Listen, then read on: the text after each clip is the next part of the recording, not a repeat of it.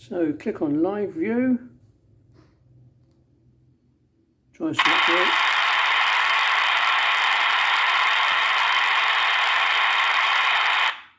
That continues for a few seconds.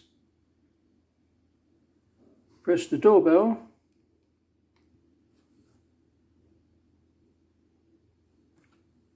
Try again.